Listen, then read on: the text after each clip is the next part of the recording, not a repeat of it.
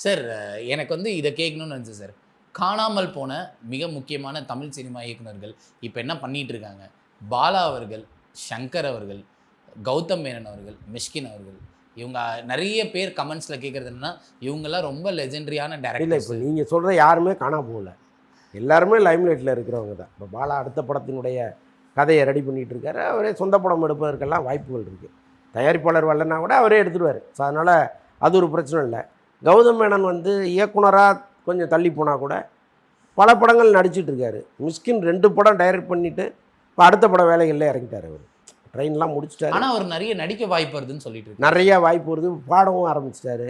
So அதனால் அவருக்கு வந்துடுது. சங்கரை வேணால் நீங்கள் சொல்லலாம், காணாமல் போன லிஸ்ட்டில் அவர் வைக்க முடியாது. ஏன்னா லெஜண்ட் தான் எப்போவுமே.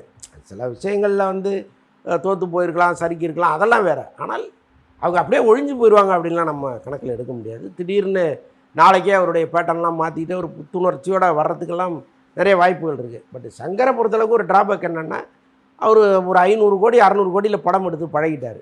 இன்றைக்கி சங்கரை நம்பி அவ்வளோ பெரிய தொகையை போடுவதற்கு ஆட்கள் இல்லை. அதுதான் அங்கே இருக்கிற பிரச்சனை. இப்போ மற்ற இயக்குநர்களுக்கு அந்த பிரச்சனை இல்லை.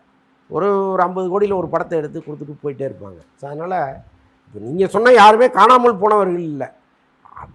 இருக்காங்க, ஒரு லிஸ்ட்டு இருக்குது. அது வேறு லிஸ்ட்டு, இது கிடையாது.